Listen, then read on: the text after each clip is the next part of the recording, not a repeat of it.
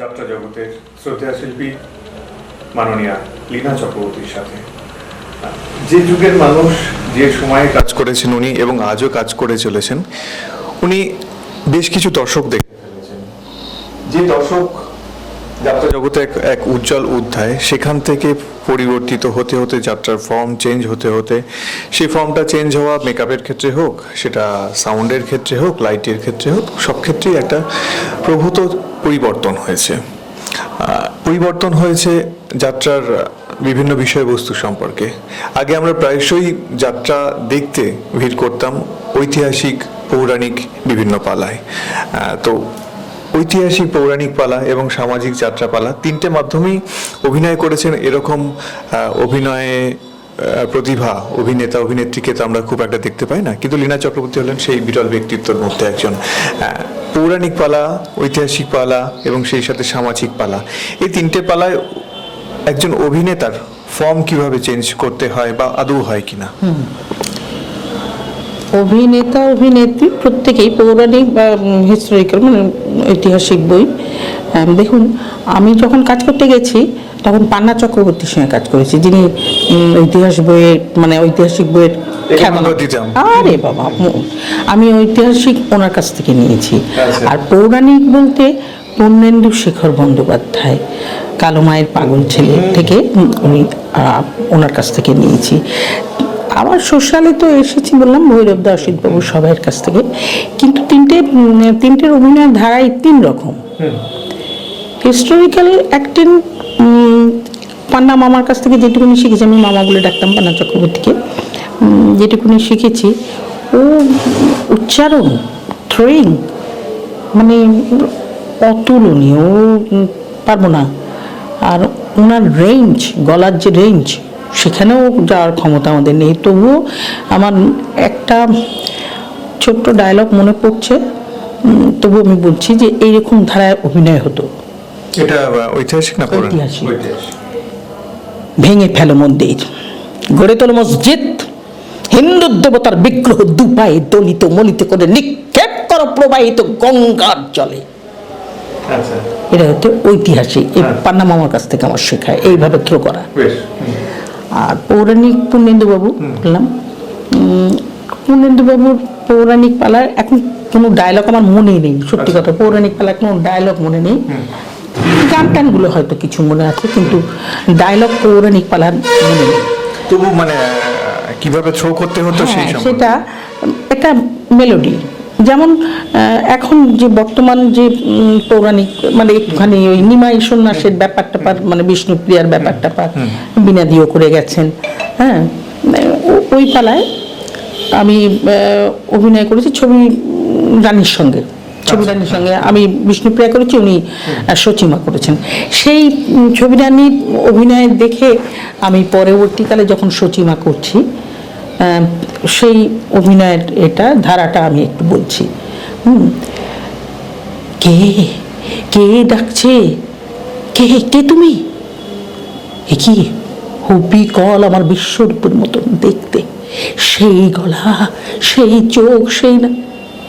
ও বাবা, মাকে এতদিন পরে মনে পড়লো বুঝি। কোথায় নিয়ে যাবি আমার নিমাইকে?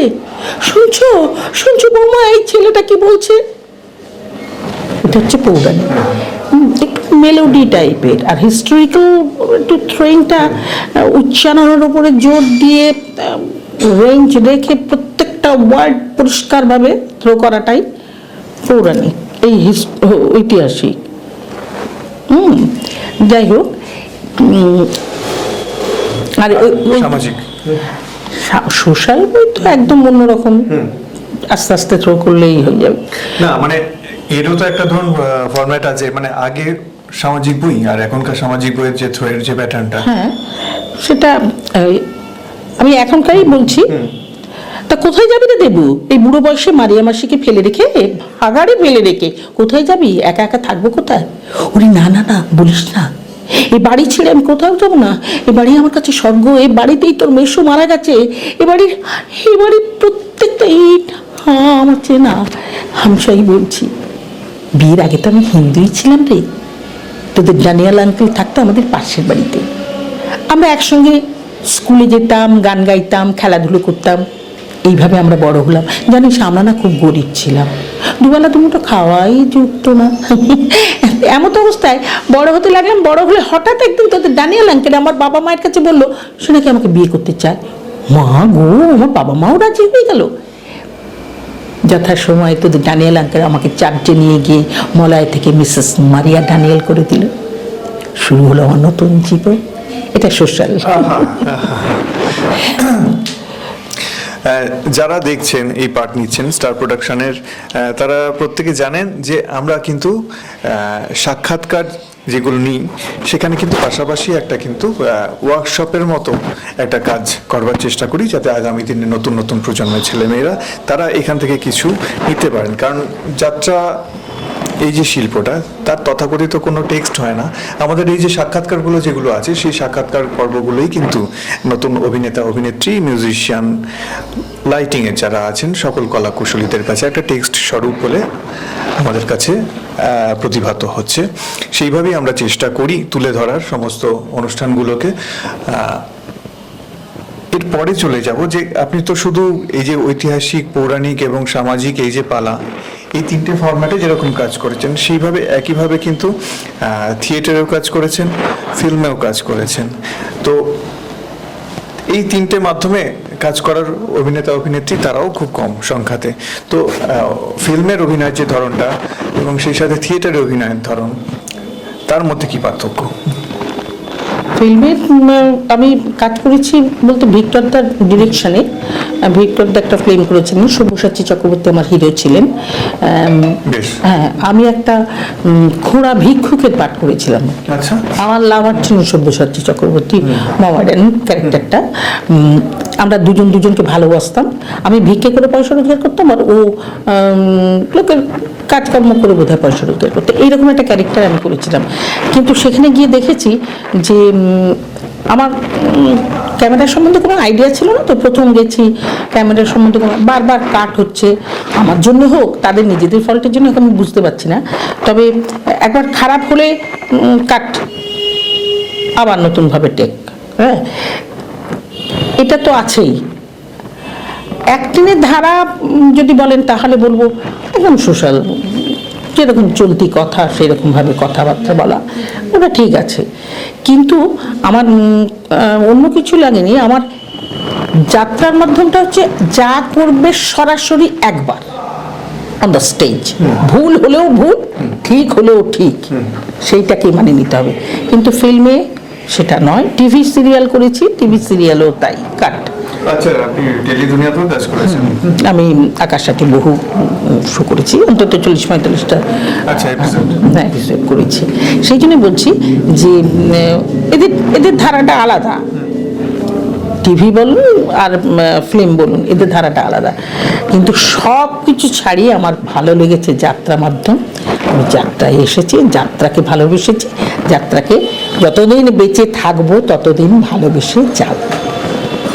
আচ্ছা, এই যে যাত্রা, এই যে সাংস্কৃতিক মাধ্যমটি, এই যাত্রা আমরা জানি উড়িষ্যাতে হয় শুনেছি, বাংলাদেশে হয় শুনেছি, এই বাদে ভারতের বা অন্যান্য দেশের কোথাও কি এই মাধ্যম প্রচলিত আছে?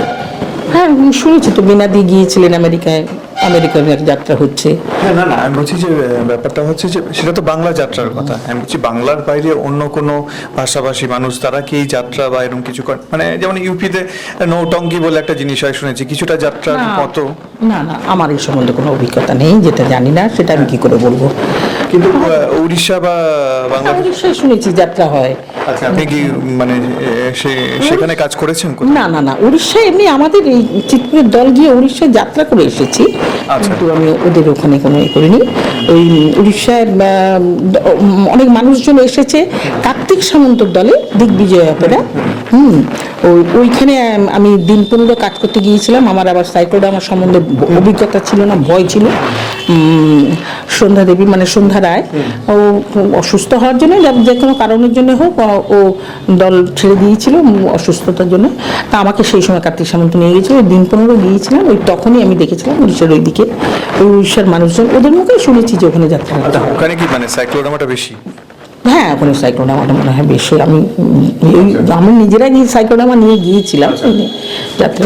কার্তিক সামন্তর ব্যাপার আলাদা, প্রচুর দর্শক, সেই। অনেক অনেক ব্যাপার আলাদা, ওনার চাল চলন গাড়ি সমস্ত কিছু সবটাই আলাদা।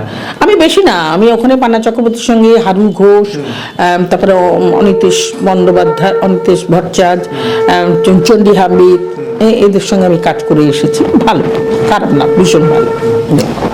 এখানে যাত্রা মাধ্যমটা যারা মানে ব্যাকস্টেজ তো প্রচুর কাজ করেন, বহু লোকজন আছেন, তবে তো একটা মাধ্যম সাফল্যমণ্ডিত হয়। তো সেই জায়গায় দাঁড়িয়ে কিন্তু চিতপুরে যেরকম বুকিং অফিস আছে সেইভাবে পাশাপাশি আমরা রানী সাহারে দেখতে পাই, কলিয়ারি বুকিং গুলো সেখান থেকে হচ্ছে। হ্যাঁ, নন্দকুমারে আছে একটা জায়গা। নর্থ বেঙ্গলে কোথায় আছে? কুচবিহার, কুচবিহারে আছে। রাজবাড়ির পাশে, আচ্ছা। ওখানে প্রচুর অফিস আছে। আচ্ছা আচ্ছা, সেই সব মানে এই বুকিং অফিসগুলো সম্পর্কে আমরা তো কোথাও জানতে পারি না, সেই সম্পর্কে যদি আপনারা একটু কিছু বলেন।